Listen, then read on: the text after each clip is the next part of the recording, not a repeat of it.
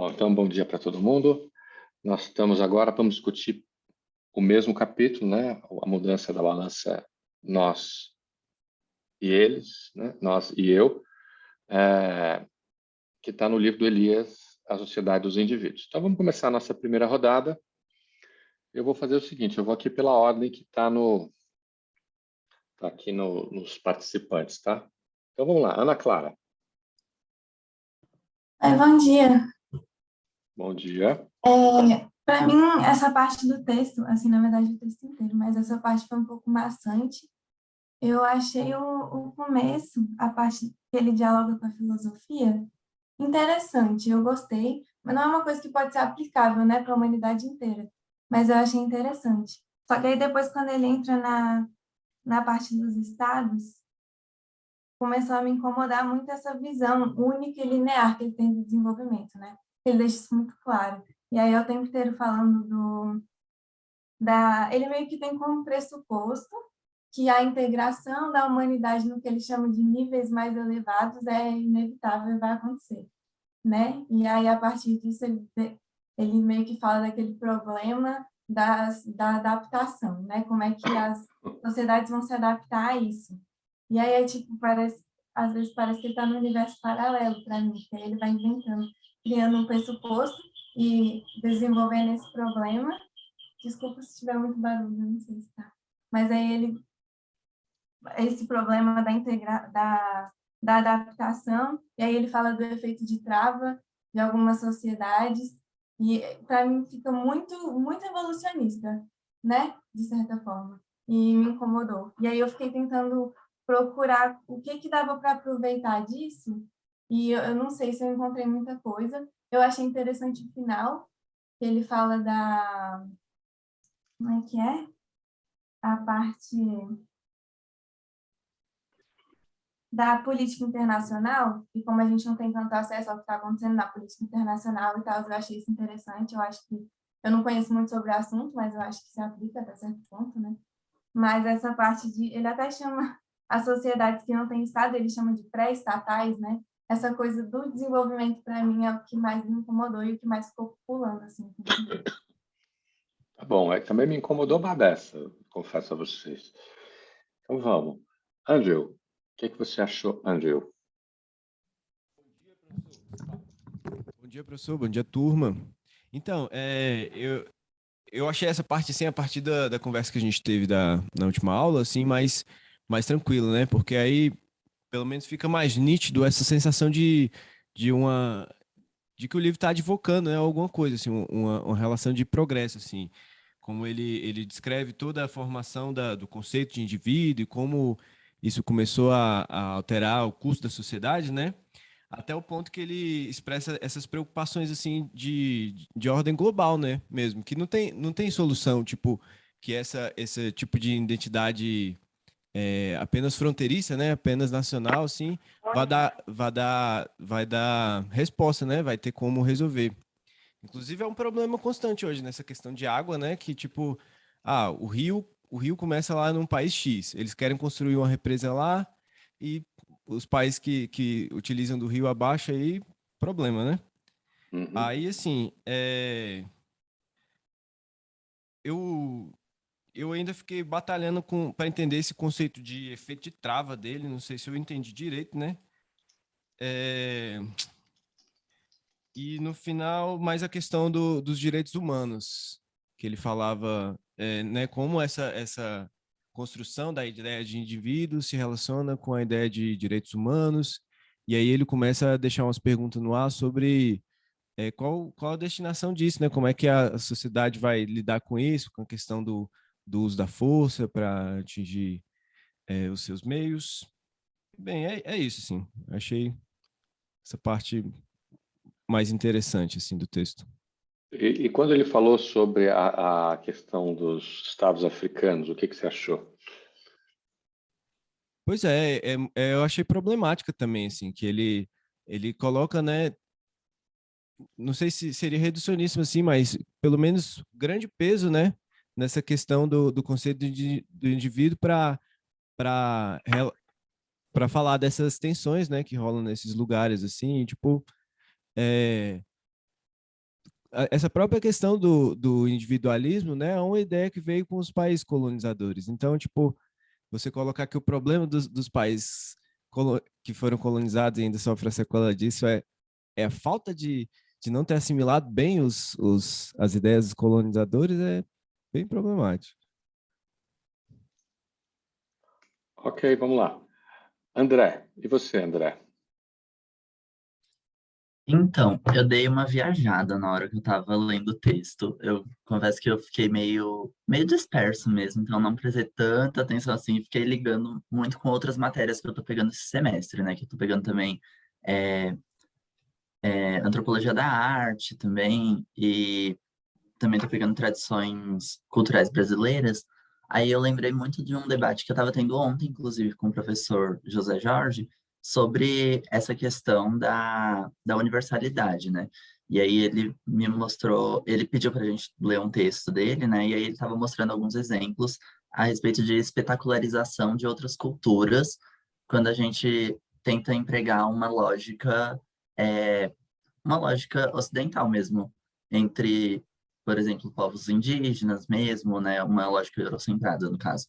Ou então, outras comunidades mesmo africanas. Ele estava dando vários exemplos de museus também, que a gente estava falando disso, e ele começou a discutir sobre canibalização também de outras culturas no meio desse processo, né? Que são conceitos que, em algum momento, eles vão se expandindo tanto que realmente vai para esse lado, né? De você tomar um lugar do outro ali, na hora mesmo de fazer as políticas culturais, políticas mesmo sociais. Então, eu fiquei pensando muito nisso, né? Que você até tinha proposto da gente pensar sobre se a individualização fortalece o Estado ou não, né? E aí eu fiquei pensando muito nisso enquanto eu li o texto. E aí eu lembrei até desse outro livro aqui do Byung-Chul Han, que ele é um filósofo chinês, não, coreano, e aí ele se formou na Alemanha, né? E os textos dele, assim, são meio pessimistas, mas são bem interessantes. Esse livro que é A Sociedade da Transparência, e aí eu fiquei pensando também na questão que foi pontuada na aula passada sobre as pessoas interagindo na internet, se elas têm mais individualidade ou não, né? E aí ele fala justamente que muita gente, mesmo tendo a sensação de estar sendo mais transparente, sendo verdadeiro na internet, elas estão só se inserindo em novas bolhas, né? Então ela cria um meio social ali e se condiciona de alguma forma. Então, é meio doido, assim, porque eu tenho pensado muito sobre isso, né? Que, na verdade, o indivíduo, talvez, ele esteja muito mais ligado a um sentido social mesmo do que o contrário, né? Então, foram ideias que eu fui tendo, assim, durante o texto, mas que a gente pode ir conversando depois. Tá legal. Arthur.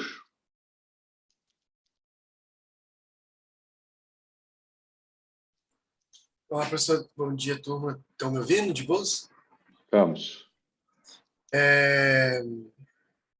Eu tenho, depois da leitura, fiquei com algumas dúvidas, assim. Lembrando que, então, tipo assim, pensar assim, tipo, tem algumas coisas que ele vai trazendo que eu fiquei um pouco, assim, com uma vontade, assim, sabe? Então, de entender um pouco, assim, porque, primeiro, o que é que ele tanto fala a sociologia dos processos, né? Pelo jeito que ele explica, dá para ter uma ideia, né? Não dá para imaginar. Só que assim, eu pelo menos nunca ouvi falar, nunca vi o Sol, né? Ofertando uma disciplina dessa. Não sei se hoje em dia se considera ainda uma área da sociologia dos processos.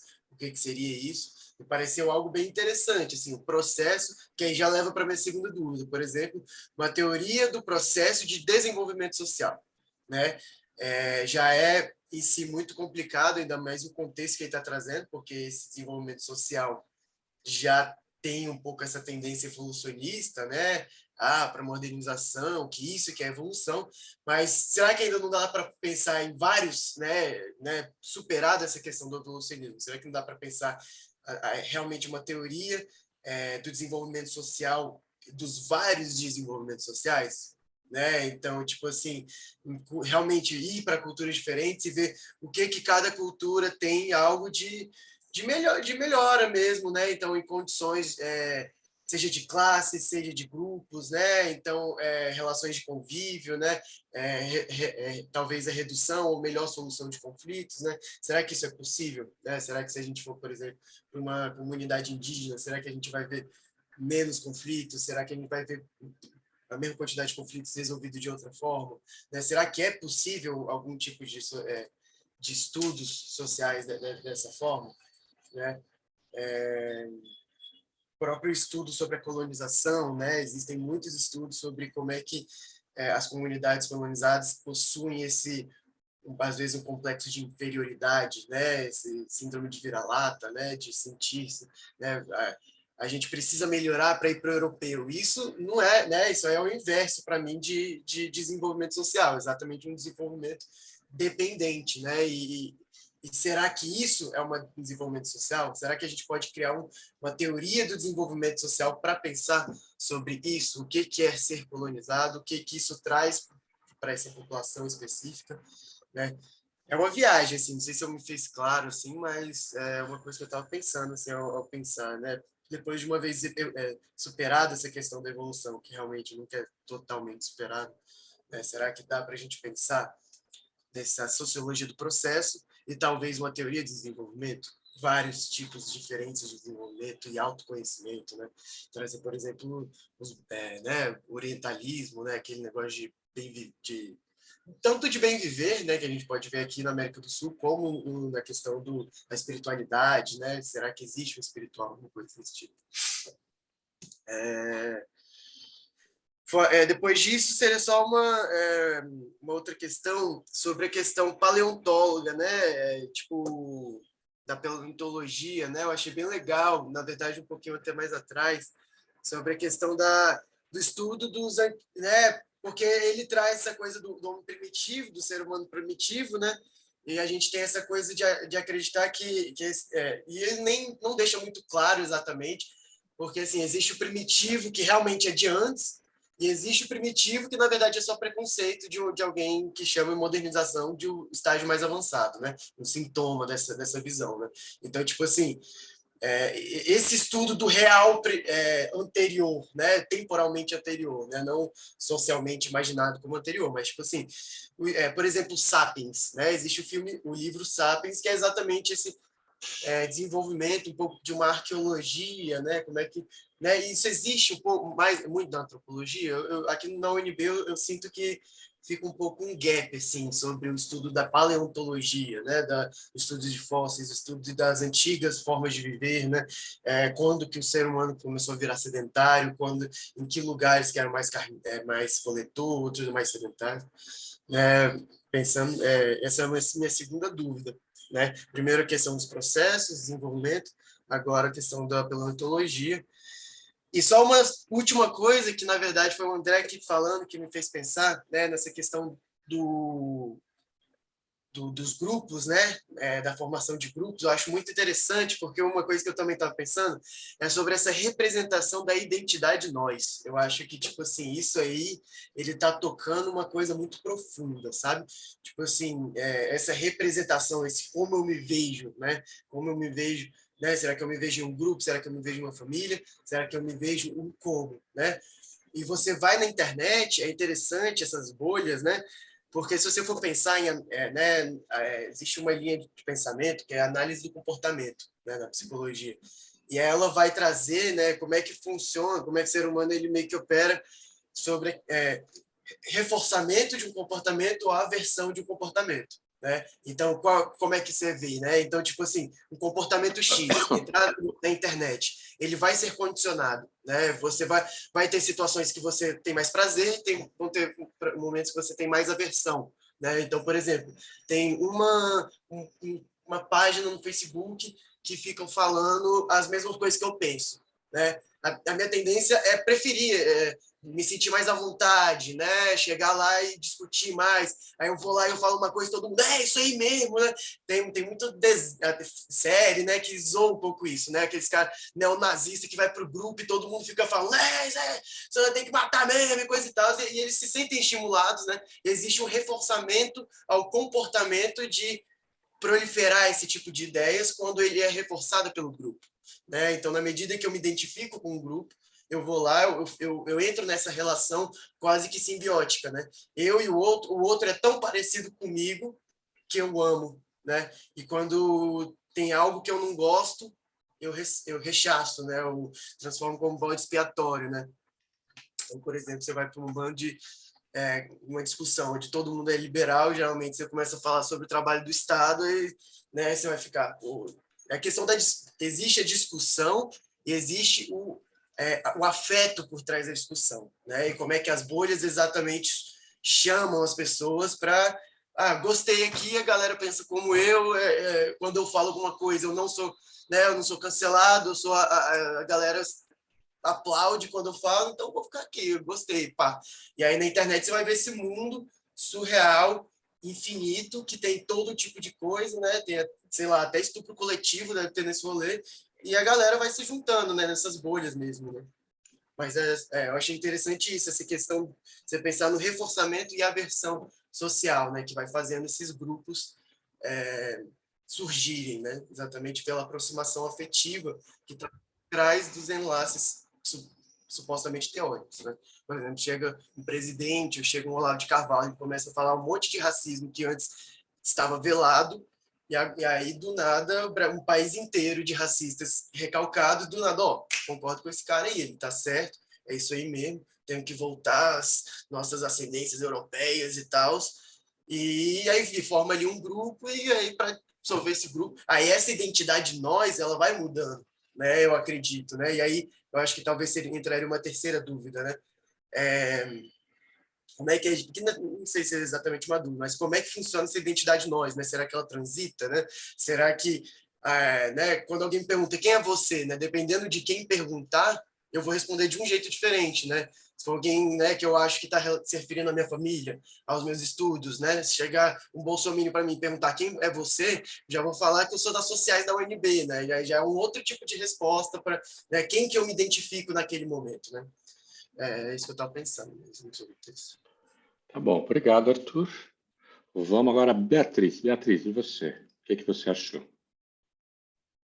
Oi, professor, bom dia. Bom dia. Eu achei interessante essa parte do texto. A primeira parte, assim, que trata um pouco mais da filosofia.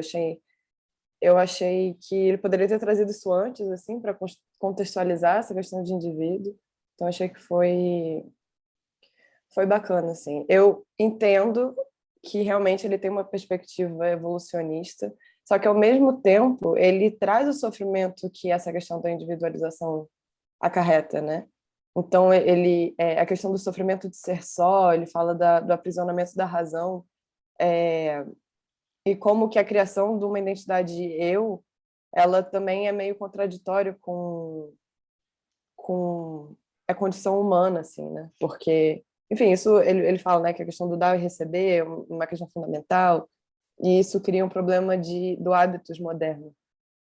Então, sim, ao mesmo tempo em que ele tem uma perspectiva evolucionista, eu vejo que ele traz o contraponto olha as mazelas que isso pode trazer, né? Onde a gente está indo com essa lógica. Um ponto que eu achei interessante, assim, e articulando com o que também já foi dito, é a questão das identidades atribuídas ao Estado, né? E aí o ponto que pegou para mim é porque a noção de identidade dele é necessariamente uma noção antagônica, né? De grupos antagônicos. Então, por isso que ele traz que o Estado ele tem uma carga afetiva alta, porque justamente a gente consegue criar um nós que seja um nós em oposição ao outro. E aí isso traz uma carga afetiva mais alta. Então, a identidade, na verdade, está baseada em antagonismos. Necessariamente, eu acho que é esse ponto que ficou na minha cabeça, assim, né? mas aquela parte que ele fala assim, que é mais difícil a gente pensar em um grupo como humanidade, porque a gente não vai ter uma ameaça externa, sabe? Tipo, se a gente não vai pensar em... Se a gente for pensar em ataques alienígenas, aí sim a gente vai conseguir pensar em uma humanidade enquanto nós, né? Mas não vai ter essa carga afetiva se não tiver um inimigo, né? A criação de um inimigo.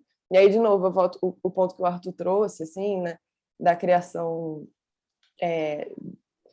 desse inimigo, né? Que se a gente for pensar, por exemplo, o movimento da direita brasileira, enfim, e esses tantos inimigos que tomaram uma força só, o Laclau também fala muito nesse sentido, e isso foi um negócio que eu fiquei, Ernesto Laclau, né? Foi um negócio que eu fiquei pensando enquanto eu lia esse trecho. E aí que tá, aí a criação dessas identidades que estão atribuídas ao Estado, né? Essas identidades que são relacionadas ao Estado, tem relação com o que é a função do Estado, que ele traz que a função do Estado é ambígua, porque ao mesmo tempo que é de proteção, é de aniquilação. Então, a proteção da identidade também passa a ser de proteção e aniquilação, então existe essa contradição.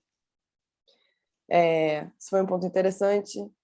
E aí, a última coisa que se destacou para mim foi esse efeito de trava, que eu não sei se eu entendi muito bem, mas ele fala que é a fossilização do hábito social, né? Então, é quando o hábito se torna defasado, né? De certa forma. Pelo que eu entendi. Não sei se eu entendi corretamente. Mas eu queria entender melhor isso, justamente, assim, porque eu achei interessante a gente pensar hoje em dia, né? Enfim, a gente vai ter mudanças geracionais muito fortes, né? Justamente porque a gente vai ter esses avanços muito fortes e até que ponto o nosso hábitos vai estar acompanhando isso, ou se a gente também vai estar sentindo esses efeitos de trava. Enfim, são esses os pontos que eu queria destacar, assim, que eu achei mais interessante da leitura. Legal. Obrigado, Beatriz. Bruno, e você, Bruno? Oi, bom dia, professor. Bom dia, turma.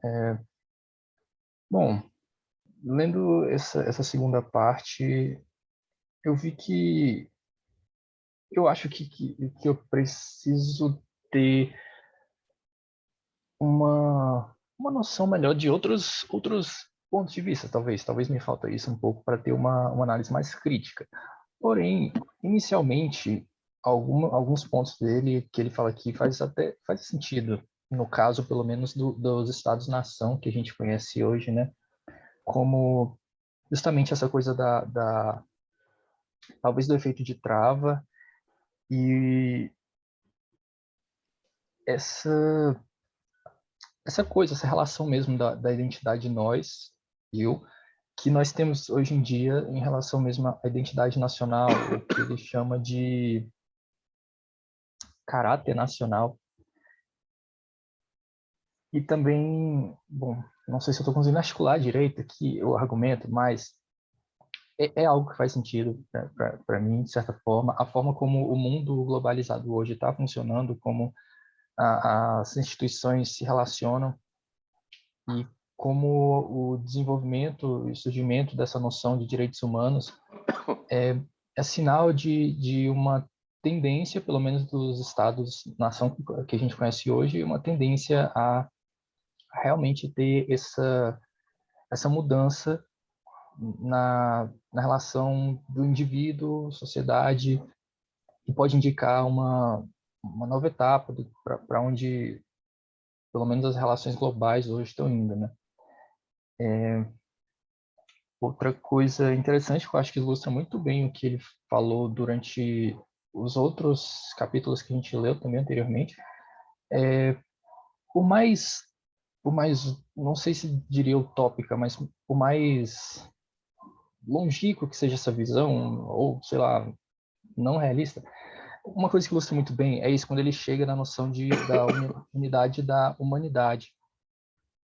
E que, acho que até a Beatriz tocou nisso também, que só há essa noção do nós, essa identidade nós, mais bem estabelecida, quando se tem um eles, quando se tem algum eles de alguma forma antagônico, quando tem uma ameaça de fora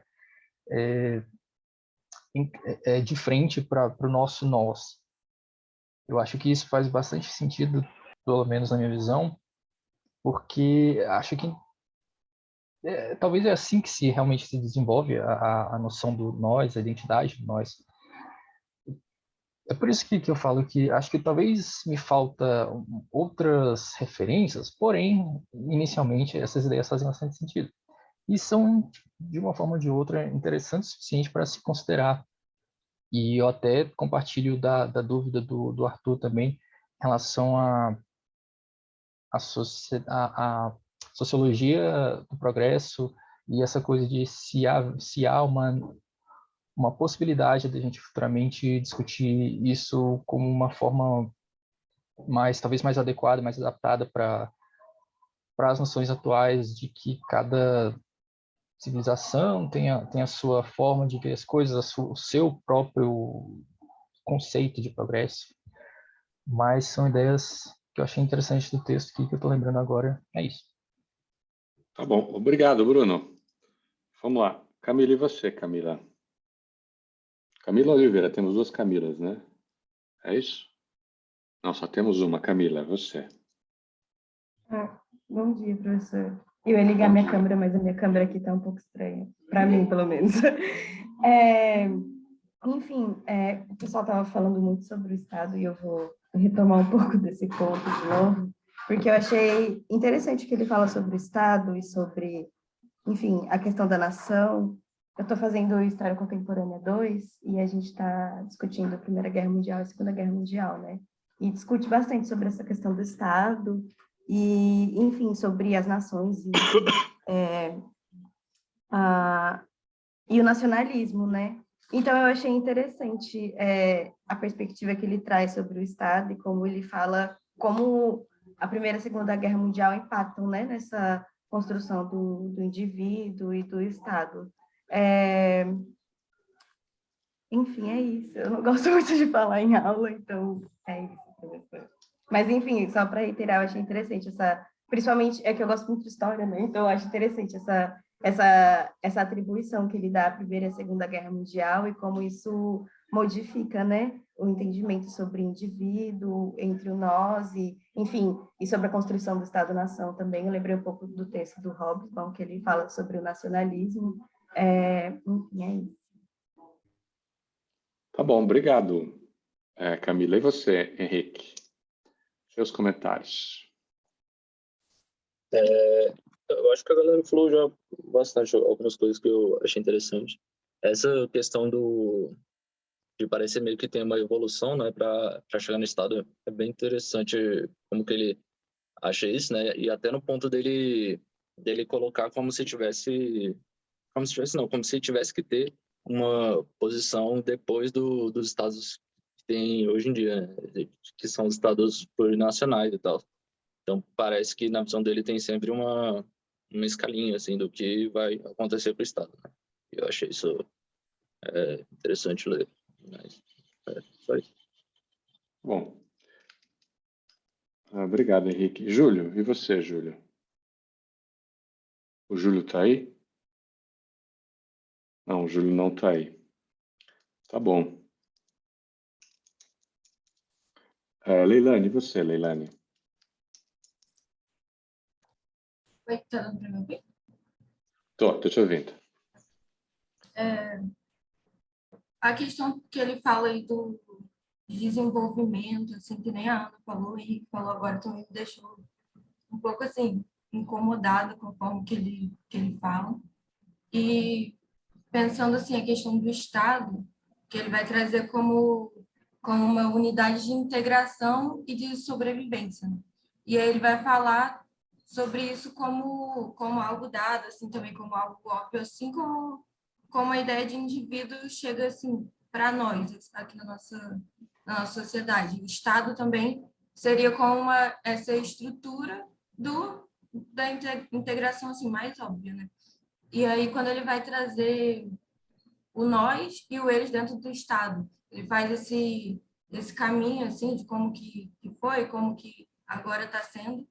E aí, essa necessidade de ter de se gerar um pertencimento de nação. Aí eu pensei um pouco sobre a questão da educação, né? A educação para a criação identidade nacional, até no Brasil, de um nós brasileiros para a formação desse Estado que integraria os povos indígenas, por exemplo, para a construção dessa pátria amada Brasil, para ter esse sentimento mesmo, assim, né, de pertencimento que não seria tão fragmentado, né, entre outros povos e tal.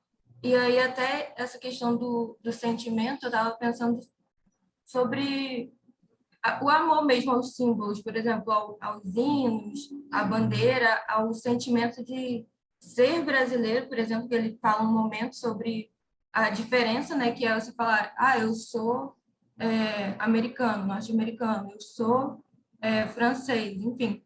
E aí eu estava pensando um pouco isso aqui no nosso contexto de uns momentos que eu estava conversando com os meus pais até, sobre que eu penso assim sobre esse sentimento de ser brasileiro mesmo, como que isso se modifica entre gerações, assim, porque eles já me falaram sobre a matéria, por exemplo, de moral e cívica que tinha na escola, a questão também de cantar o hino nacional, outros hinos também, e como isso gera um sentimento assim, de pertencimento à nação.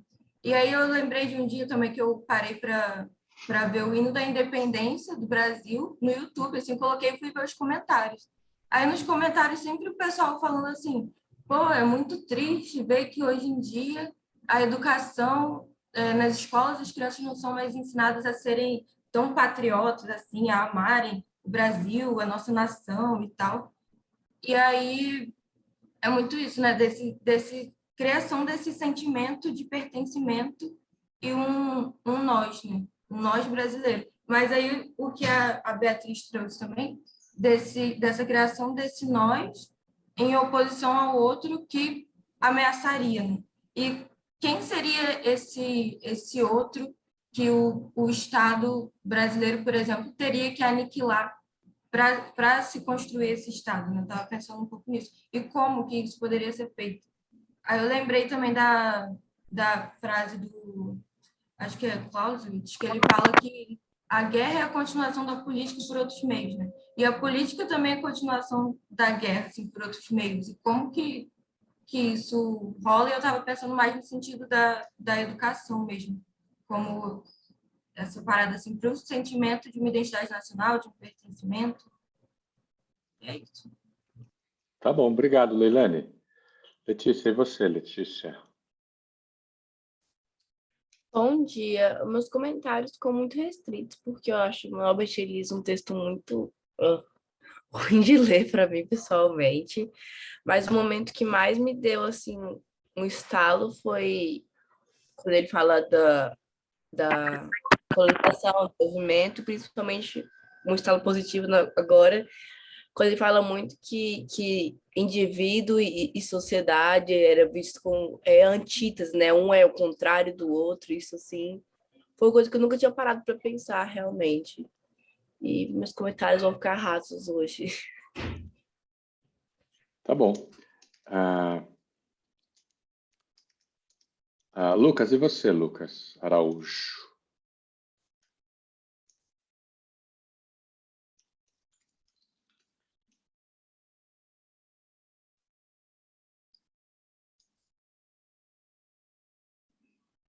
Lucas? Será que ele está com problema de... O microfone dele não está funcionando. Chat. Tá bom. Então tá bom. Então você escreve o que você quiser no chat, depois a gente lê. Bruno? Rafael, e você, Rafael? Rafael tá de luto hoje, né, Rafael? Na verdade, não, mas... Tudo bem. Okay. Foi uma implicância divertida, do meu ponto de vista. Sim, sim. Eu acho que, sei lá, existem vários tipos de luto, né? Os meus comentários, eles vão na linha do que o pessoal já disse. A Ana Clara já começou falando aí da linearidade aí que ele vê as sociedades, o Elias, e você já tinha falado na aula passada que esse texto ficou datado, então eu fui lendo e isso foi crescendo em mim. Eu acho que ele tem algo de bom, esse texto, que é mostrar como é fluida a identidade entre a identidade eu e a identidade nós, que ela é pressionada pela cultura, ela é pressionada pela sociedade, pelo momento histórico.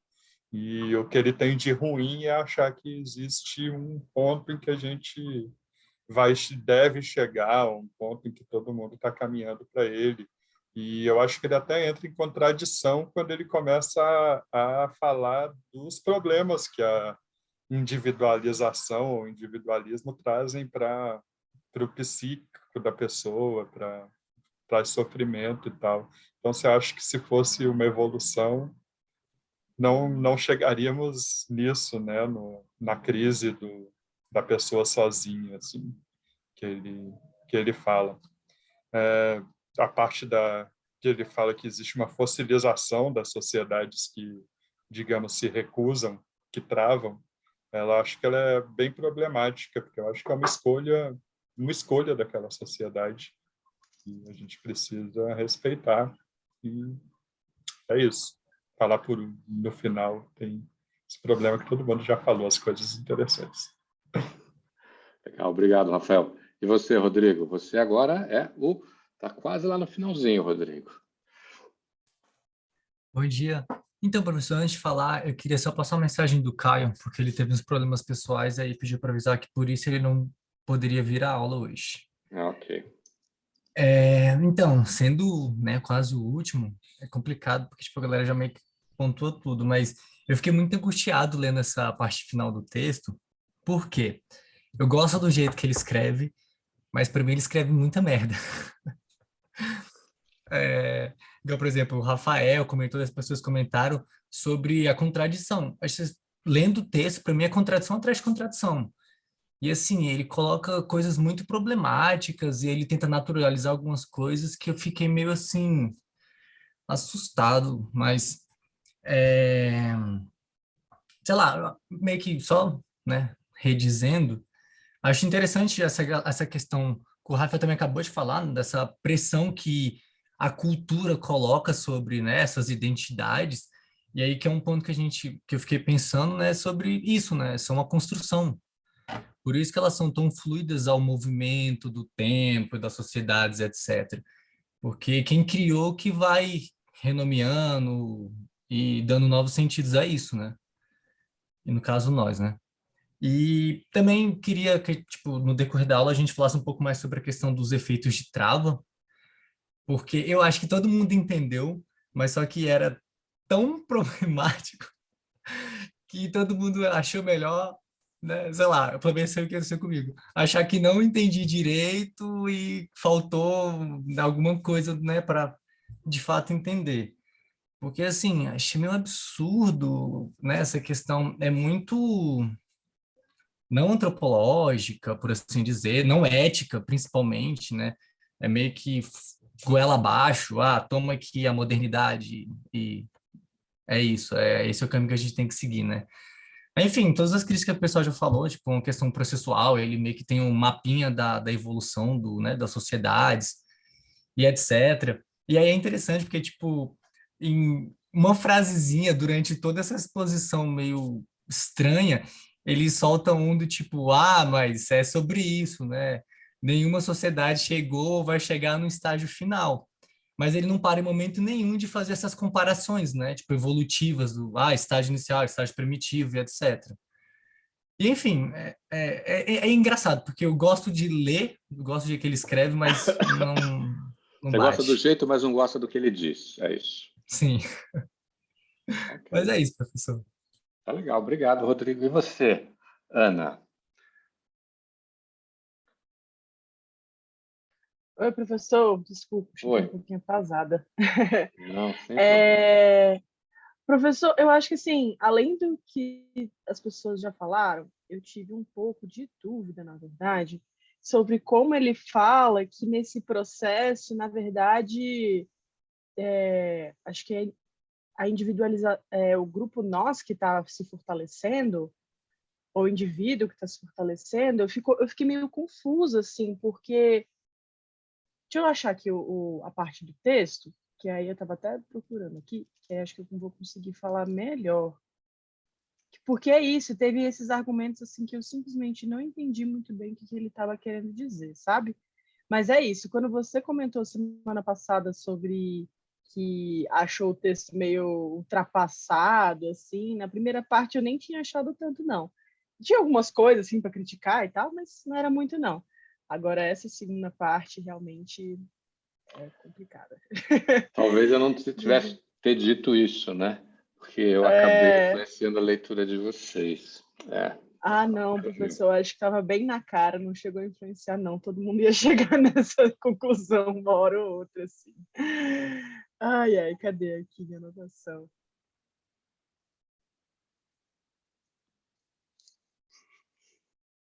Aqui. Tem dois argumentos aqui. Tem uma hora que ele chega na página 171, que ele fala, né, que esse enfraquecimento da identidade nós não tem, de maneira alguma, uma difusão uniforme em todo o espectro da camada nós. Por mais forte tenha sido o avanço da individualização nos últimos tempos, a verdade é que, em relação ao plano do Estado Nacional, a identidade nós fortaleceu-se. Aí eu fiquei tipo, uai, não entendi nada. Então, acho que isso é uma dúvida que eu estou trazendo assim, para a aula. Assim. E é isso. Tá bom. Vitor, você quer dizer alguma coisa? O Vitor está entrando e saindo toda hora, ele deve estar com problema de conexão. Eu não sei se ele está no trabalho. Ah, o Vitor no trabalho? Ah, é mesmo, Vitor. Desculpa. Eu pensei... Tá bom. Ok. Eu vou ler aqui o que falou de Lucas, tá? Ele falou assim, o que ficou claro para mim, disse Lucas, como ideia central do texto, é sobre a individualização estar ligada à formação dos Estados modernos, em que a unidade de sobrevivência passa a sua responsabilidade do cuidado do âmbito familiar, do clã, etc., para o Estado nacional, burocrático, tal como nós conhecemos.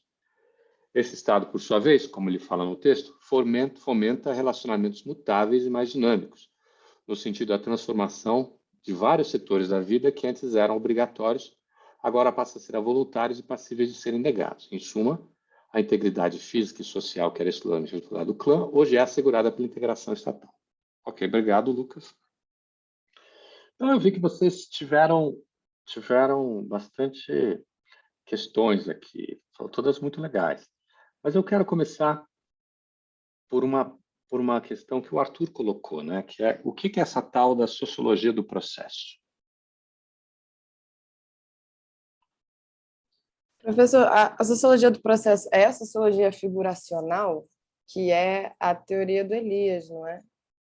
Eu não sei se essa é uma pergunta. Eu sei, mas o problema é o seguinte, meu ponto é um pouco diferente. Meu ponto é o que ele chama de teoria de desenvolvimento teoria do processo, não é alguma coisa que gerou desdobramentos, no sentido de não gerou uma escola forte de pensamento, não gerou como por exemplo, lá o Parsons, com a teoria do funcionalismo. Então, é alguma coisa que ficou pelo caminho. Então, exatamente o que ela é o que o Elias, na verdade, está dizendo que ela é, né? Agora, você me perguntou se era igual a...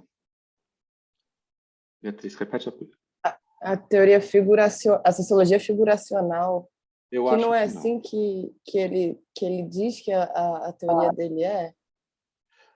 Mas olha só, se você for pegar outros textos dele, pega lá, por exemplo, Sociedade de Corte, ou pega o próprio A Civilização, como é que é o texto dele? Ai, meu Deus. Processo de civilização, né? Processo civilizatório, né? Que é o quê? A criação do indivíduo a partir do Estado moderno, né? Talvez alguma coisa você pode na Sociedade de Corte, você não pode dizer que é igual a isso. Sociedade de Corte é um texto brilhante, né? Ele não está falando de um processo, não está falando de uma coisa que desenvolve, está falando de uma certa configuração social criada por uma rede de dependências, como que essas coisas elas estavam conectadas. O que é brilhante, né? Absolutamente. Sociedade de Coach é um texto que eu acho fantástico. E a maneira como ele também mostra as mudanças na sociedade de Coach são muito interessantes. Acho, por exemplo, aquela discussão que ele faz lá no começo do processo civilizatório sobre a diferença entre cultura e civilização, genial. Como cultura está mais para o cultura, né? Está mais para os alemães e como aquilo está vinculado à relação deles, a relação entre aristocracia e burguesia, como que a burguesia tem uma divisão e a burguesia ela se coloca à parte e tem um desenvolvimento acadêmico que vai acabar lá na própria filosofia no pensamento alemão de determinada maneira, e como que a civilização francesa tem uma permeabilidade entre essas camadas do ponto de vista de exportar para a burguesia um certo tipo de comportamento, modos, etc. Que você vê, por exemplo, que você consegue ver no Proust, né? Quando ele está descrevendo Enfim, mas eu acho que, assim, para responder a pergunta, a sociologia, mas a gente pode falar um pouco, talvez não sobre o que é a sociologia do processo, mas quais são os pressupostos que estão na sociologia do processo, né? Eu acho aqui que, por esse texto, tem dois pressupostos. Primeiro, o pressuposto da evolução. Né? Ou seja, existe uma evolução. E aí você tem uma coisa. Tanto é que ele se dá ao luxo de fazer uma história universal. Lá do homem primitivo até o estado, até aos estados, vamos dizer assim, a supranacionalidade que a gente está, né? Então, e aí o problema é que nós, antropólogos, já sabemos que isso é muito complicado. Por exemplo, a gente sabe das críticas. As críticas ao evolucionismo, elas têm mais de 100 anos na antropologia. E a gente pode fazer as mesmas críticas. É uma coisa que o Rafael havia dito. Como você pode dizer que essas sociedades elas vão ser fossilizadas? Como assim? Onde eu também já tinha dito, como assim dizer que elas têm que se adaptar às novas realidades e transformarem-se em indivíduos modernos? Né? Como assim? E a gente tem visto uma enorme reação a isso. Não sei se vocês concordam. Depois a gente discute a reação. Mas, então, eu acho que é um ponto que o Arthur também já havia dito. Falou assim, olha, precisamos melhorar para sermos europeus. Isso não é desenvolvimento social. Se você botar um desenvolvimento desse jeito, você está criando, na verdade, é um mecanismo de dominação. Porque o mais avançado é aquilo que você é, né?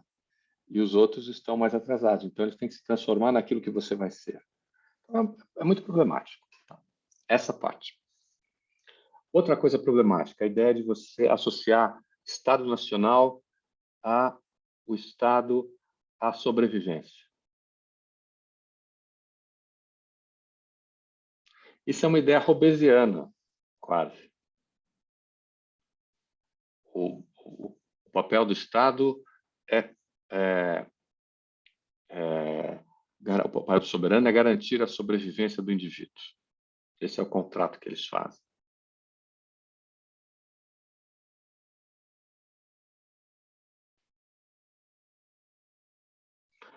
Isso é problemático, porque a gente... Isso me lembra também uma outra crítica, a ideia de você relacionar estruturas sociais ou instituições a necessidades básicas. É aquela crítica do Malinowski, que, aliás, é uma crítica mal colocada, eu acho. Mas ela tem razão, mas eu acho que está mal colocada. No que ela tem razão. É muito complicado você dizer que as instituições são o resultado da fome. No que ela está mal colocada? Que tem uma discussão filosófica que Malinowski não deixa claro, isso é verdade, que está por detrás dessa história, que tem a ver com o funcionalismo lá, o funcionalismo do mar, que está lá nos textos de juventude dele. Ele tem uma comparação, ele faz uma comparação entre o funcionalismo do Avenari e do mar, e ele vai dizer que ele vai estabelecer que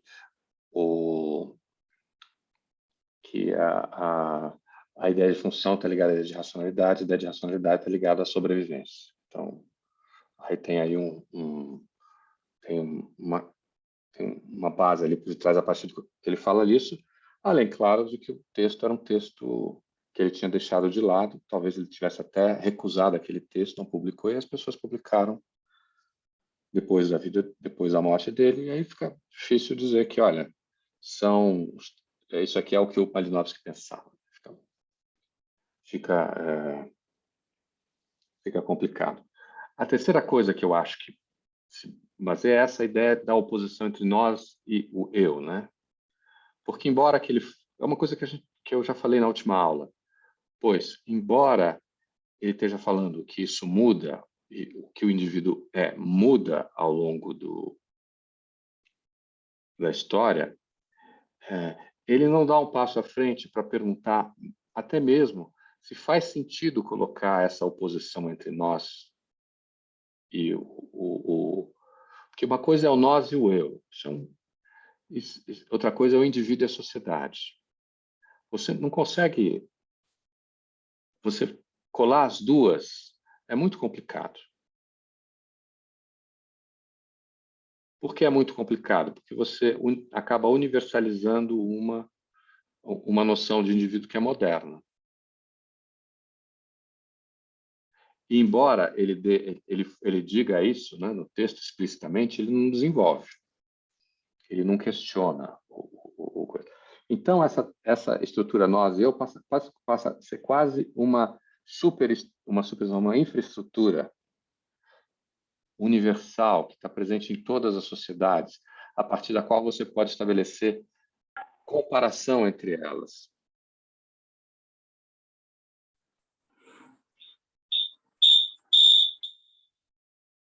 Enfim, não sei se alguma coisa que eu falei aqui fez sentido para vocês, mas eu acho que vamos pensar as coisas legais que ele está falando, né? Vamos tentar nos aproveitar das boas ideias, né? Eu fiquei me perguntando com o que o texto está dialogando. E eu acho que só ficou claro no final para mim. O que vocês acham? Com o que o texto está dialogando?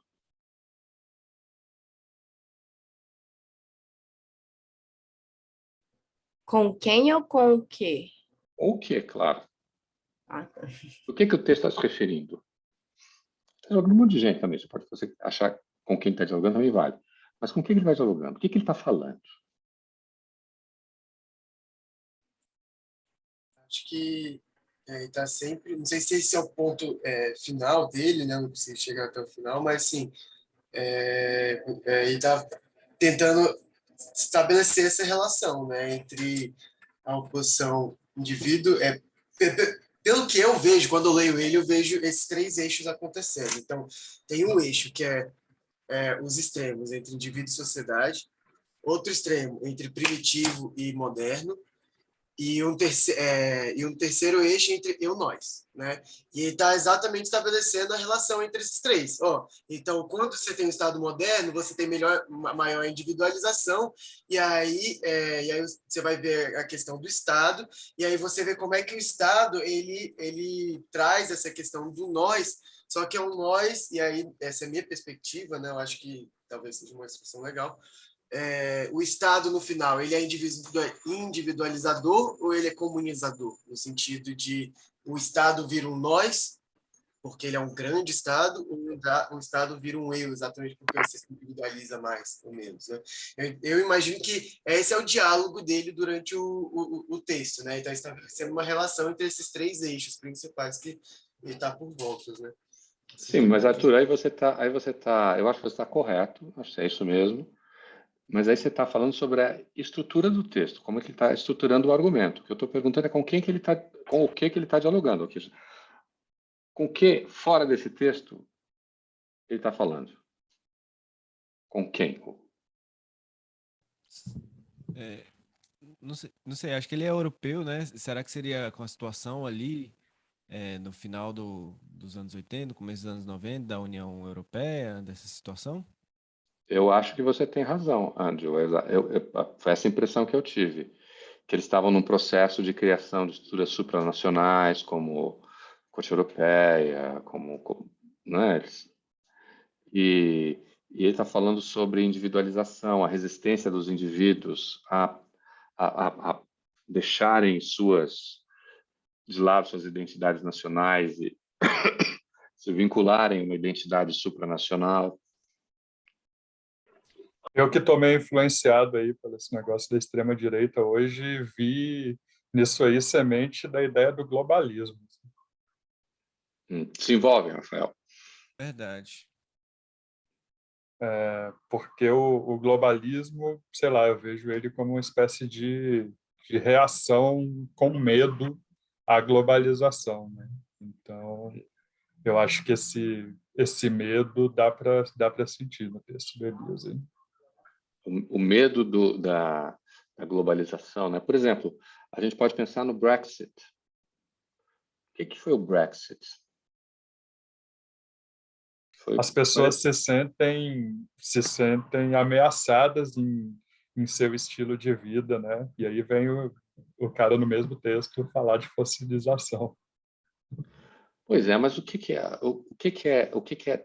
Eu acho que isso é interessante, a questão da trava, né? Mas vamos discutir, vamos falar um pouco mais do Brexit, depois a gente fala da trava. O que foi o Brexit, né? É quase como uma saudade do Estado Nacional. Qual era a principal coisa? As coisas que a gente faz aqui, a gente não decide aqui no Parlamento inglês, decide em Bruxelas. E a maneira de fazer política em Bruxelas não faz sentido para nós. A burocracia da comunidade europeia é muito complicada, principalmente para os anglo-saxões. Porque ela tem muita coisa assim como clientelismo, patronagem, que são coisas que são consideradas pecados capitais do ponto de vista da política. Enfim, que não seja necessariamente verdade. Esse não é meu ponto de vista, não é meu ponto. Mas, ou seja, é quase como essa. O que foi o Trump, né? Um pouco isso também, né? Nos Estados Unidos, não, nós não queremos saber dos outros. Nós nos bastamos a nós mesmos. Então, portanto, nós não vamos. America first. Make America great again. O que significa Make America great again? Significa América para os americanos, significa os outros não nos interessam, a América não precisa se meter, não precisa dar dinheiro para a OTAN, a América não tem por que a América vai ficar fazendo essas coisas, não tem nada a ver com isso. Eles estão lá longe, a gente está aqui, não tem nada a ver com a gente.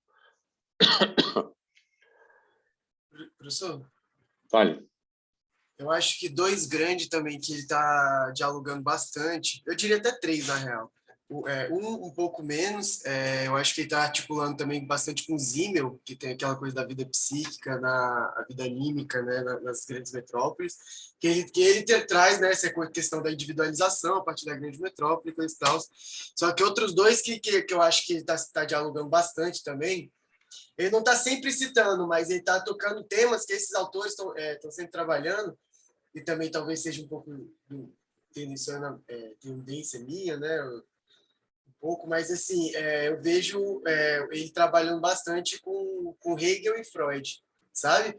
Hegel nessa questão entre universal e particular, né? Nessa coisa, essa dialética que está sempre que está sempre aí, a coisa do Freud, que na psicologia das massas ele vai analisar como é que inconscientemente a gente tem esse instinto gregário, né? Como se inconscientemente a gente tivesse meio que tendendo para se juntar em massas, né? A libido mesmo faz essa conexão, né? E as pessoas afetivamente vão se juntando em grupos, né? Então essa tendência de que a tendência é a gente sempre juntar em grupos cada vez maiores, né? Começa com a família, depois vai para o Estado, aí depois vão macro-estados, aí esse globalismo aí, onde vão ter várias, né? Cada vez menos redes que somam todos, né? Cada vez mais universais que tira, né? Esse direito individual, né? Ali do cara, né? Então eu vejo que tem um pouco essa discussão deles dois, assim, sabe? Tudo bem. Eu acho que essa é uma questão super importante, que eu quero inclusive, depois a gente passar aqui por 2 ou 3 coisas que eu acho que a gente precisava passar antes, perguntar, e aí? Ele tá correto, olhando retrospectivamente? O que ele está dizendo em 1987, né, eu acho, se aplica hoje? Como? Então, antes de a gente chegar a essa conclusão, vamos falar um pouco sobre trava. O que significa trava?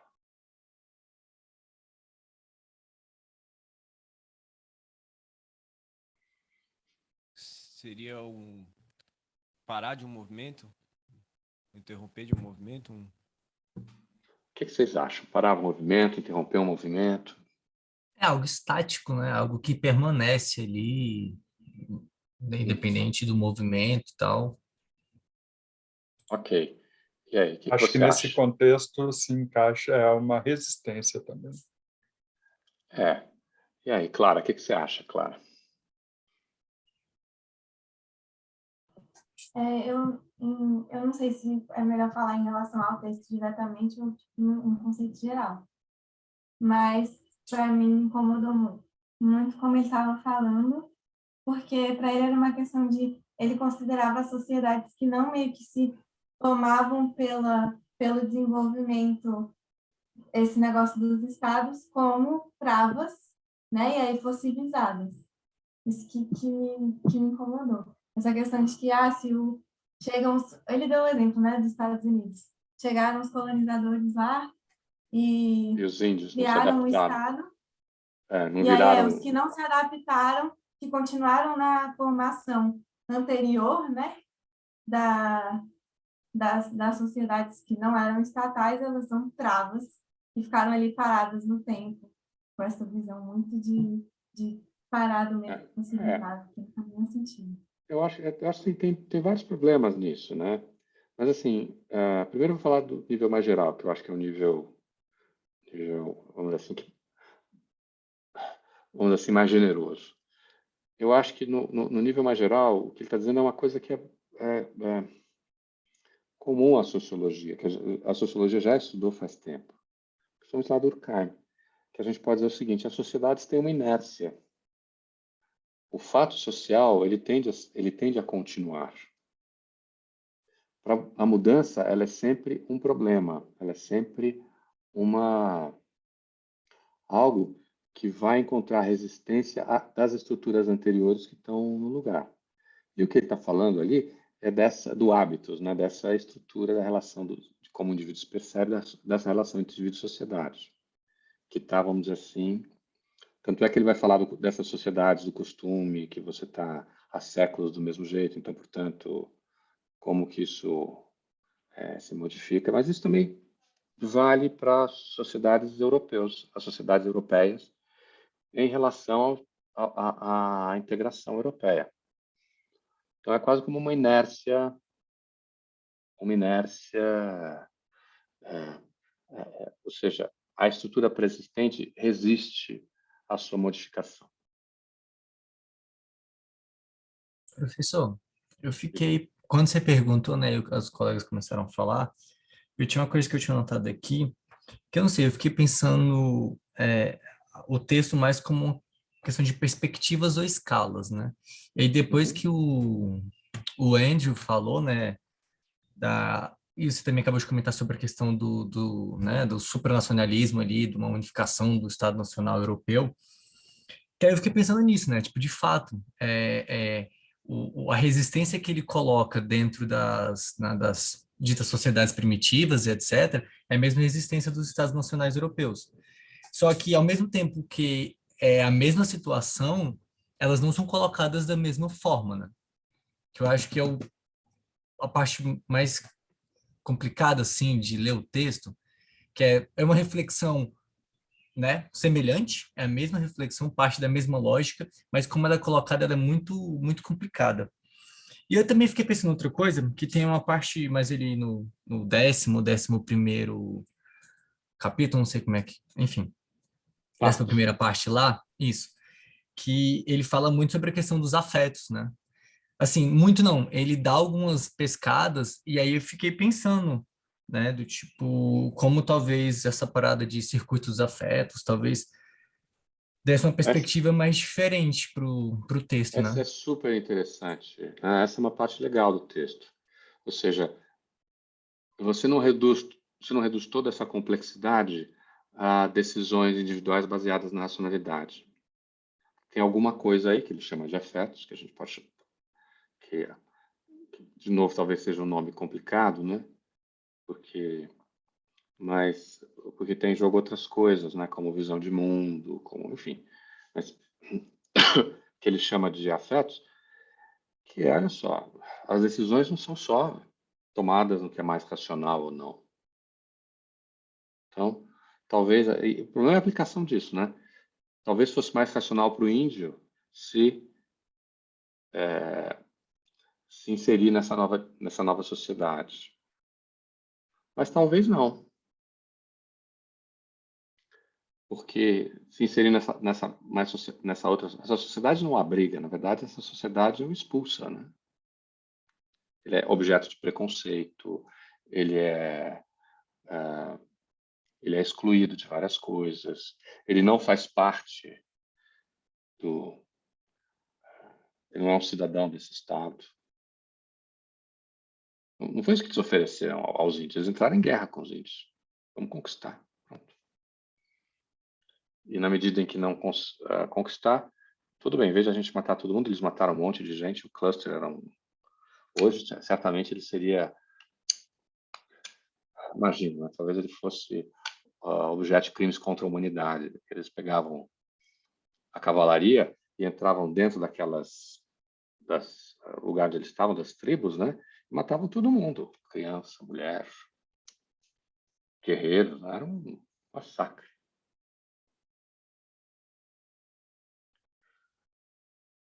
Bom, e aí, como é que é? Vocês acham que nós tivemos um processo de individualização na qual o indivíduo, essa noção de indivíduo está cada vez mais presente na sociedade?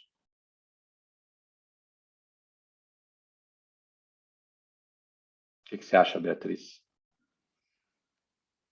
Tem como repetir a pergunta, professor? Desculpa. Ele está certo? Eu acho que não me incomodou muito as contradições que ele apresenta no texto, porque as contradições que eles apresentam nos textos são... Ele não é uma contradição no pensamento dele, no sentido de que os princípios dele entram em conflito. A gente pode criticar os princípios, tudo bem. Mas eu acho que a contradição que ele apresenta são as contradições que estão presentes no mundo, né? A partir da perspectiva dele. Ok, você tem um processo de individualização, mas cada vez mais as pessoas estão resistindo contra isso. Essas duas coisas acontecem ao mesmo tempo. Beatriz, você acha que ele tem razão?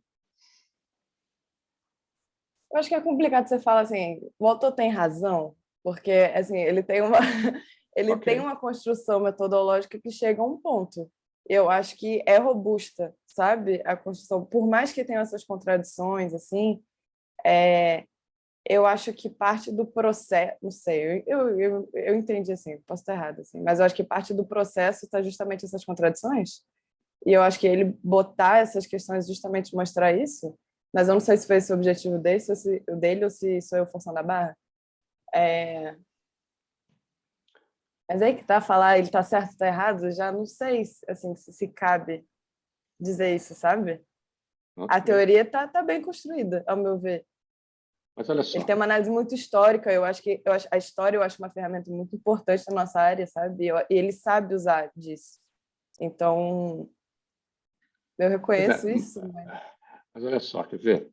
vamos pensar aqui. Quando você fala em sociedade, você está opondo sociedade à natureza. Essa é a oposição básica, né? Você tem a sociedade se opõe à natureza, e dentro dela a sociedade se opõe ao indivíduo. Ok. Como conceitos, né? Mas hoje, por exemplo, depois do perspectivismo, e lá dos trabalhos dos franceses, né?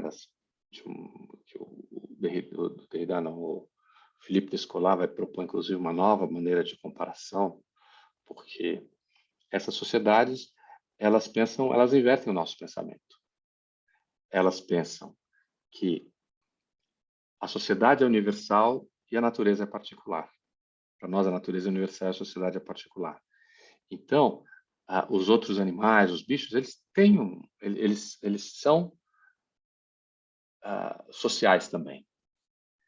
Eles estão incluídos na sociedade. A sociedade não para na borda da coisa. Aí como você pode falar a relação nós e eu? Porque ela tem que abranger também os outros objetos, né? Os animais, os objetos, etc. Você hoje, faz sentido falar nós e eu no Afeganistão de hoje?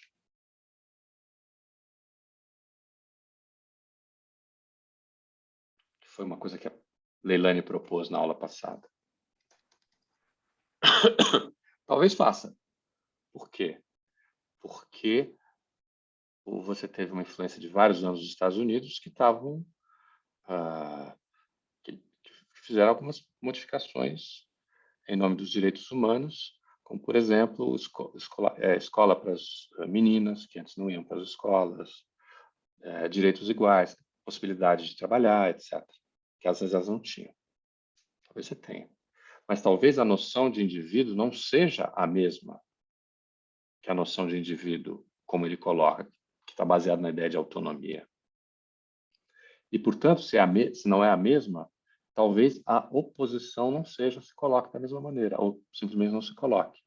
Porque a oposição entre indivíduo e sociedade está baseada na ideia de que o indivíduo ele é autônomo.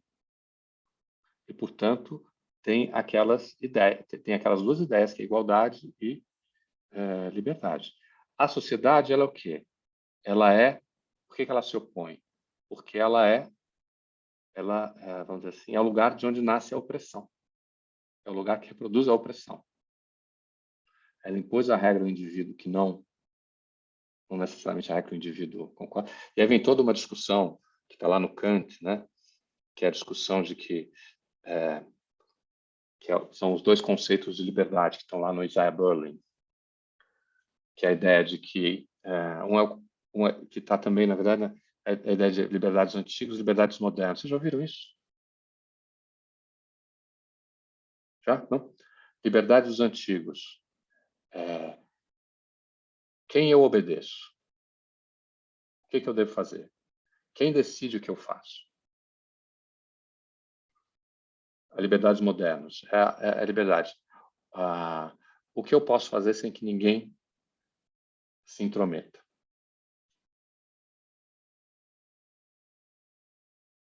Então, uma tem a ver com a liberdade política, ou seja, eu só obedeço à regra que eu criei para mim mesmo. Então, portanto, eu sou livre. O outro é a ideia de liberdade liberal, digamos assim, que a ideia Marx já faz como se fosse uma propriedade. Dentro da minha propriedade eu faço o que eu quiser. Ninguém pode dizer o que eu devo ou não fazer. Elas são semelhantes, mas não são. O Isaiah Berlin, nesse texto, ele vai associar uma ideia de liberdade a cada um dos dois superpoderes. Uma União Soviética, que é a ideia de liberdade como quem diz o que eu devo fazer, e a outra, os Estados Unidos, que é a liberdade negativa. Um é a positiva, outra é a negativa. A positiva é a União Soviética. O Habermas aí tem um texto que ele vai discutir com... Mas, enfim, a coisa vai longe a beça. Enfim, não vou entrar nessa nessa discussão aqui, porque Outra coisa, como é que fica a questão da bolha hoje? Ou seja, a bolha é um pertencimento, de fato?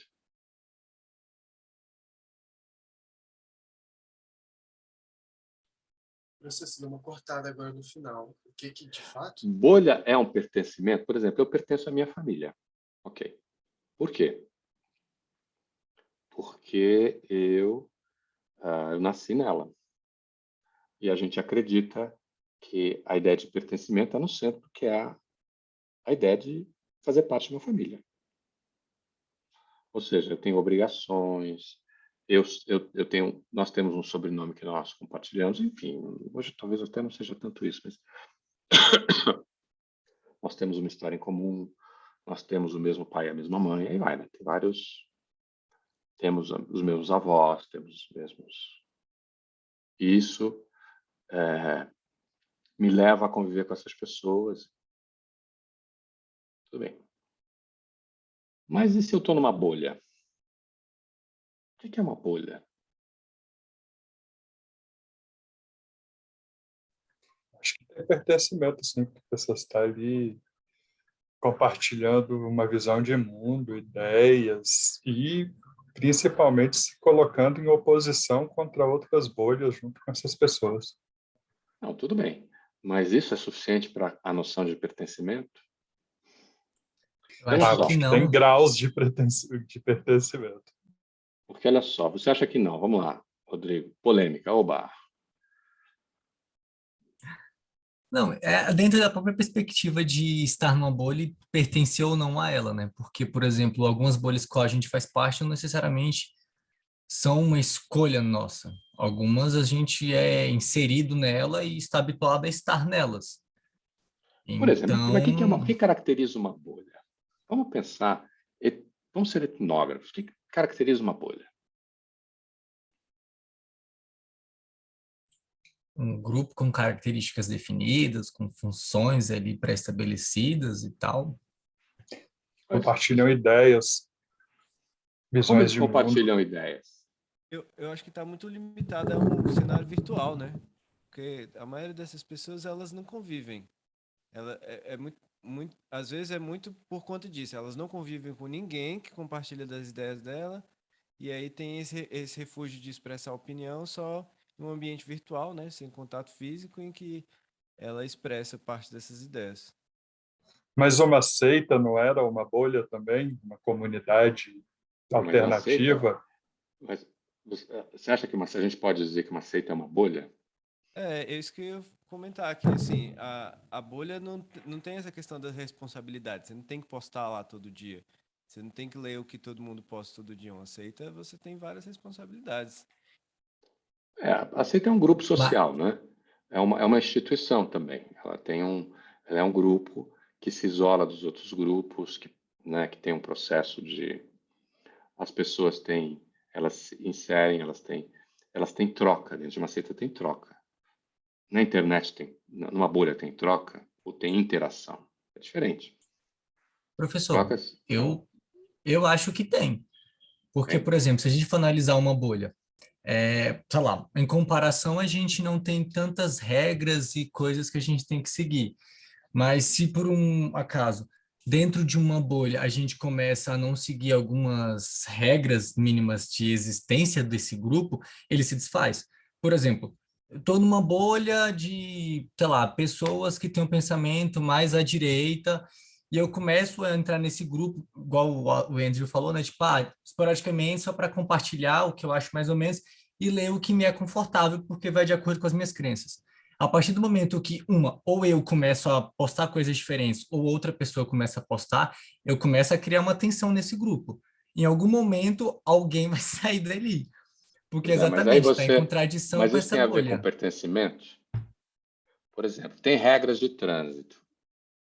Se eu violo as regras de trânsito, eu ganho uma multa. Se eu violo sempre as regras de trânsito, eu perco a minha carteira. Eu deixei de pertencer a algum grupo?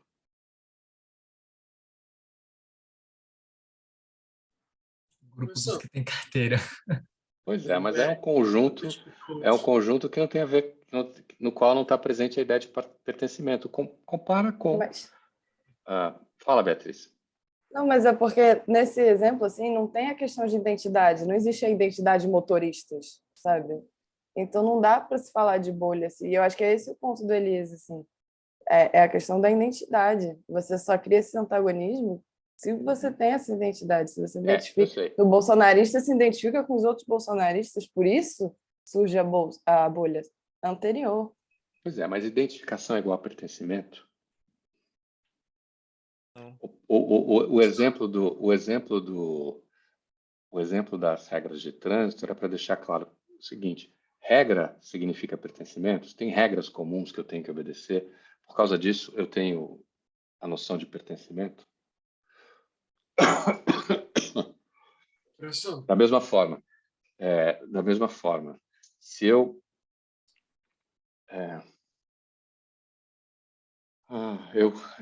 me oponho a algumas pessoas, e para isso eu tenho pessoas com as quais eu que eu repito, né? Elas me mandam, eu repito. Né? Eu repito. Isso significa que tem a noção de pertencimento nisso? professor, Todas essas coisas são complicadas. O Drummond a hipótese de Drummond é que o fascismo é, na verdade, uma hierarquia. Você tem uma relação, como você não tem uma relação hierárquica, é quase como se você reproduzisse a ideia de pertencimento a partir do indivíduo, vai dar no fascismo, que é um pertencimento, digamos assim, é um mau pertencimento, não de verdade pertencimento. Né? Então você fala assim, vamos pegar lá o exemplo do Andrew, que o Andrew deu. Eu acho que ele tem razão. Hoje, essa ideia de bolha está muito relacionada com a internet. O que é a principal questão aí? É a circulação de memes, de que mais? Frases, twitters, etc., que você pega e passa para frente, você pega e passa para frente, você pega e passa para frente. Essa circulação, eu posso perfeitamente, em qualquer momento, parar, né? Eu não tenho nenhuma obrigação de continuar. Como eu tenho a obrigação de pegar os meus filhos na escola, por exemplo. Não estou mais afim, acabou. Saio disso. Não sei nem como fazer isso, né? Então, outra coisa, na hora que você está numa bolha, acho que a outra característica do que a gente está chamando de bolha é que você está circulando palavras, ideias, com pessoas que pensam como você. Então, portanto, você não está se relacionando com alguém com uma alteridade, que seja diferente de você. A bolha é quase como se você estivesse se olhando no espelho. Você está se olhando com um espelho. É um espelho por todo lado. Por lá você olha para o seu espelho. Você está se vendo, né? Olha como eu sou bonito. Olha como eu sou inteligente. Olha como eu sou essa coisa narcisista. E aí eu acho que pode estar vinculado àquilo que o Elias dizia lá no começo, acho que na 8ª, né? Talvez, parte do texto, que é a questão da solidão. Porque o isolamento essa é uma forma de isolamento do outro também. Porque o outro não é o diferente com o qual eu tenho que estabelecer uma relação de troca. O qual eu tenho que... É o mesmo que eu vejo no espelho. Eu estou repetindo o que eu já penso. Eu estou vendo o que eu já... professor, Hum. eu tenho um pouco, não sei onde exatamente, mas eu tenho uma ideia um pouco diferente, assim, que, tipo, eu acho que metodologicamente, não sei se a galera concorda, mas assim, eu acho que metodologicamente essa ideia da bolha, ela é muito frágil, na real, tipo, porque tem essa ideia de que ela não troca, né? Parece até que existe uma bolha realmente que literalmente não troca, né? É uma coisa didática, mas eu acho que é uma coisa que, tipo assim, sociologicamente não se sustenta. Mas, espera aí, Arthur, só um instantinho. Bolha não é uma categoria analítica, é uma categoria nativa. Tá, justo, boto fé. Mas, assim, essa coisa do pertencimento também é muito subjetiva, porque, assim, o que eu vejo, na verdade, são formações de discurso. Formações de discurso que estruturam grupos, assim. Então, tipo... então, por exemplo, pode pegar qualquer exemplo, assim. Por exemplo, dois irmãos adolescentes em uma casa, né? Tem até essa relação do espelho, né? Essa identificação, ó, sou filho da casa, tem que fazer X, tal, botar o lixo para fora, lavar a louça, tal.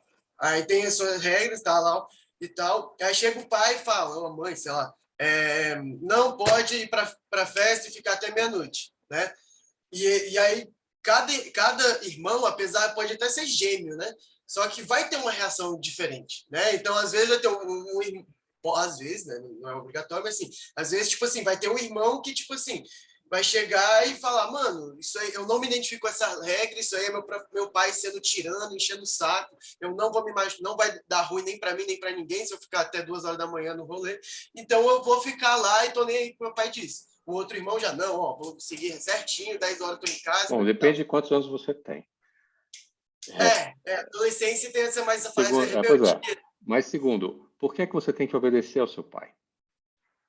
Pois é, exatamente. Existe um discurso e existe como você se posiciona nesse discurso. Não, tudo bem, mas... Não, peraí. Todo adolescente é rebelde. Você fala, todo mundo aqui já fez, já descumpriu o que o pai pediu, não foi? Não sai, você sai. Não pode ficar fora. Eu vou dormir na casa de uma amiga ou de um amigo. Eu tenho... Quem aqui já não roubou o carro do pai? Isso é uma coisa, eu não sei se as moças fazem isso, mas os meninos faziam bastante, né? Quem aqui já não fez? Já não fez? Faz parte, eu acho, de lidar com o pai, essa coisa de tentar, né? Descumprir a regra. Coisas, às vezes, absolutamente, filho vai tomar banho. Já tomou banho? Já tomei, só botou o pijama. Eu tenho um de 12 e um de 7. Então, e mais, eles estão brigando o tempo todo. O tempo todo. É incrível. Aí você pergunta, por que eles brigam? O Carlos me fez aquilo. O Carlos me fez aquilo. A minha hipótese é que eles brigam como um mecanismo de diferenciação. Eu não posso ser o mesmo, eu tenho que ser diferente. Porque eu pertenço à mesma família, eu não posso ser o mesmo. Eu tenho que me constituir como diferente. Então, o que eu faço? Eu entro em conflito como... E aí, voltamos à questão da identidade, né? Como alguém lá que a gente acabou passando. Sim, a identidade tem sempre a noção de contraste envolvida. Não precisa necessariamente ser conflitiva. Por exemplo, o filho só é filho em relação ao pai. Então, ele precisa do pai para se constituir como filho e o pai precisa do filho para se constituir como pai. Como ele precisa da mulher para se constituir como homem e a mulher precisa do homem para se constituir como mulher. Os papéis que eles estão, o que quer que seja. Não estou advogando nenhum tipo de vamos assim... Também tem aquele elemento também que ele fala lá no primeiro capítulo, que é a coisa da Gestalt, né? Que não é só a soma dos indivíduos, mas é como se vê como um todo. Então, tipo, teve um momento que você perguntou, faz sentido pensar, por exemplo, no nós das mulheres no Irã, né? Eu acho que faz sentido, até porque, velho, vai existir também o grupo, vai ter o grupo das pessoas que vão só consentir com a lei, vão lá ficar, vão ter as pessoas que vão revolucionar, vão chegar e fazer grupos, células ali de planejamento, vai ter grupo que, tipo, cada um vai ter a sua forma de lidar com esse sistema, e a partir daí vão pessoas se reconhecendo entre si, essa pessoa concorda comigo, essa aí quer ir lá e dar tiro nos caras, vamos lá. Não, eu sei, então, mas olha só, eu só faria um comentário, Arthur, só faria um comentário, que quando você fala isso, você está adotando uma perspectiva que é a nossa perspectiva. Tem que ver como que elas articulam essa história e como que isso traduz para a nossa perspectiva, que pode ser completamente diferente. Aplicar esse mesmo mecanismo naquela sociedade pode ser jogar o bebê água fora, entendeu? Porque você vai ver exatamente o que você já está programado para ver. Você não está deixando que a alteridade que eles representam que eles representam, questionar os seus próprios pressupostos. Que é a grande onda da antropologia, né? A diferença. Mas assim, eu estava te fazendo a pergunta, por que você tem que obedecer ao pai?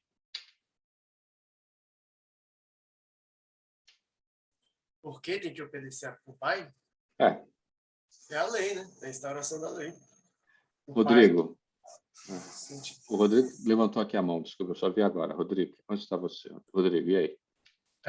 Não, professor, é porque eu fiquei pensando, quando você começou a perguntar aí sobre, né, esse diálogo aí entre o pertencimento e a identidade, eu não sei, eu fiquei bastante confuso, porque esse um dia, quando que foi conversando, não sei, parece que o pertencimento meio que dá uma ofuscada na identidade, e para mim ficou parecendo que o pertencimento é uma questão mais normativa, né? Igual, por exemplo, sou filho, né, do meu pai, né? Sou filho dele porque ele é meu pai, enfim. Aí, por exemplo, é uma questão normativa. Eu sou filho dele porque tem condições, né, que me Mas o colocam indivíduo nessa também é situação. normativo. Você precisa ser autônomo, você é livre, você é igual. Tudo isso é normativo. Nada disso deixou de ser normativo. Por quê? Porque isso está numa configuração social que é impositiva. Por que eu tenho que ser um indivíduo? Isso não nasce naturalmente, isso já está no texto, isso não é natural. Aí eu estava falando, a diferença que eu estava querendo fazer, não sei se foi bem sucedido, é que por que eu tenho que obedecer o Olavo de Carvalho? É nessa comparação que eu queria fazer. Eu não tenho que obedecer o Olavo de Carvalho. Eu olho para ele, me acho nele, me acho lindo e mando para frente, eu circulo. Por que eu tenho que obedecer meu pai? Não tem uma coisa, porque ele é meu pai. Essa que é a resposta, né? Nisso, ele estabelece a regra, ele estabelece o coisa. Eu me constituo como filho em relação à regra que o pai estabelece. Isso já está na relação, já está no conjunto da relação.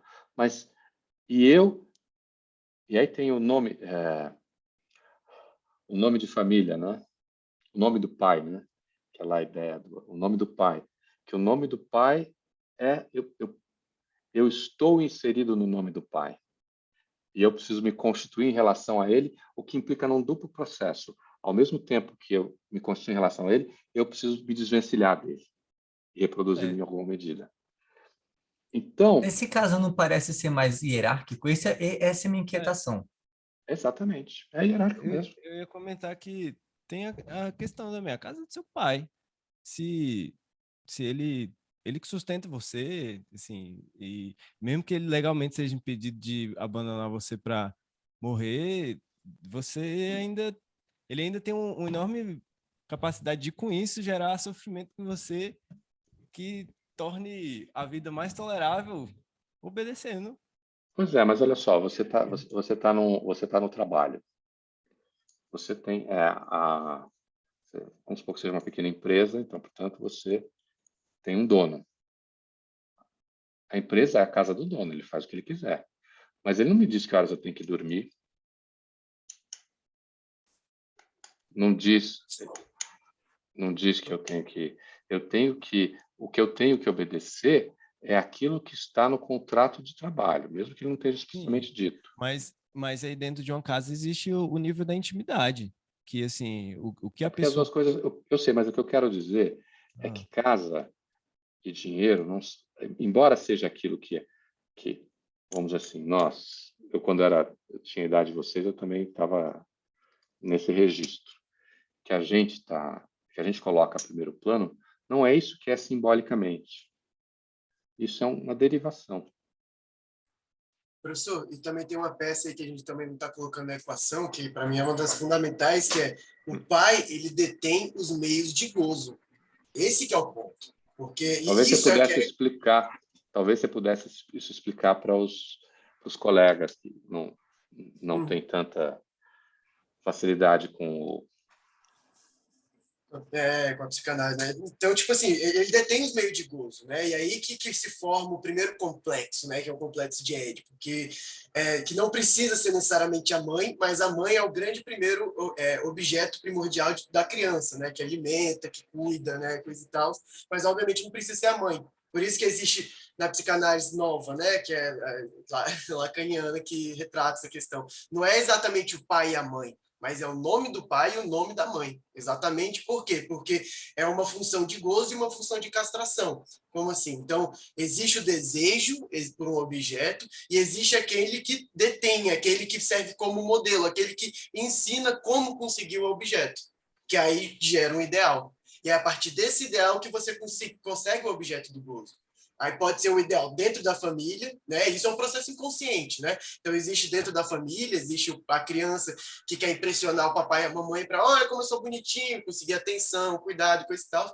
Acontece com o bolsominion, quando ele fala a coisa mais racista e mais impactante, todo mundo, caralho, o cara falou isso mesmo, o cara mandou muito bem, pá. E aí todo mundo reconhece o cara como o cara que vai lá e fala, velho, que a direita e a esquerda precisam ouvir, como por exemplo o Olavo de Carvalho, e acontece exemplo, em competição de grandes chefes, por exemplo, na troca de mulheres e grandes bens e dons, tá ligado? Quando chega e mostra, eu sou o chefe mais potente aqui, eu vou jogar, sei lá, quantas toneladas de cobre no mar só porque eu consigo. Vou matar milhões de escravos. Ele está citando o Potlatch, viu? Isso é do... Estava citando o Potlatch. Olha, não, tudo bem, mas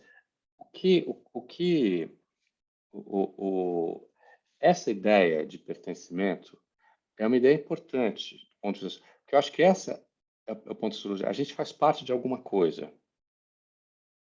Né? É claro que nós não somos indivíduos, nós só podemos ser indivíduos como parte de alguma coisa. Mas não significa que eu, vamos dizer assim, que sociologicamente a ideia de pertencimento implica na ideia de hierarquia. Não significa e troca, obrigação, reciprocidade e várias outras coisas. Em alguns desses, como uma bolha, por exemplo, que eu acho, aí precisa de mais pesquisa, mas a minha hipótese é de que ela tem menos a ver com a ideia de grupo, portanto, com todas essas dimensões, hierarquia, nos termos do Arthur, o pai, né? O pai como uma função, né? Não como uma figura, mas como uma função do gozo, né? Com reciprocidade, já falei reciprocidade, né? E com a relação com as pessoas, tem mais a ver com circulação, e não são nem circulação de ideias, são circulação de memes, de palavras, que são anônimas, em boa parte. De onde veio? Ninguém sabe. Veio por algum lugar, eu estou dando para você, mas de onde ela veio, mas de onde veio, não sei. Nas sociedades primitivas que o Elias trabalha no texto, né, as ideias também não tinham autor no começo, né, antes da balança vir mais para o eu. O que também não faz muito sentido, né? Acho que é uma visão de uma sociedade primitiva que não... É assim, abrindo parênteses, respondendo ao Arthur, também nós não temos paleontologia aqui, nem antropologia física, nem arqueologia, né? Que seria mais a nossa... Agora o professor Caillon está começando a desenvolver alguma coisa com arqueologia. Eu não sei até onde vai. Né? Não sei se ele mudou também ou se ele só está dando... Enfim, se eu perguntar para ele, até vou perguntar. E então, onde é que a gente estava mesmo? A hora já está ficando tarde, a cabeça já está parando de funcionar. O Olavo de Carvalho. Pois é, ele não é um cara que dá ideias, né? Ele tem lá ele é meio era meio histriônico, né? Tinha umas ideias meio calafobéticas e tal, que elas eram sistematizadas. E ele acaba, vamos dizer assim, eu não, mas enfim, algumas pessoas se espelharam naquilo como reprodução, vamos dizer assim, ou de uma insatisfação, ou de uma coisa, e acabaram se reconhecendo. Olha como olha eu aqui, né? Eu acho que tem isso também, né?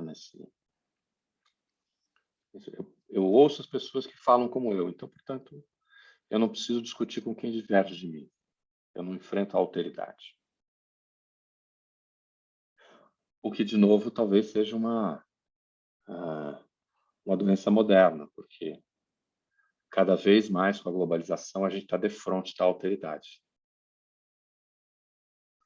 E mais com a psicanálise trouxe a alteridade para cá, para perto, né? A alteridade não está só lá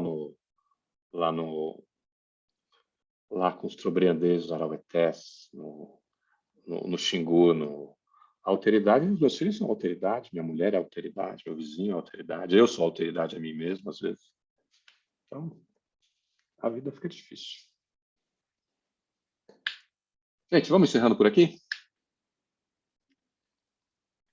Professor, o senhor pode ficar só um minutinho.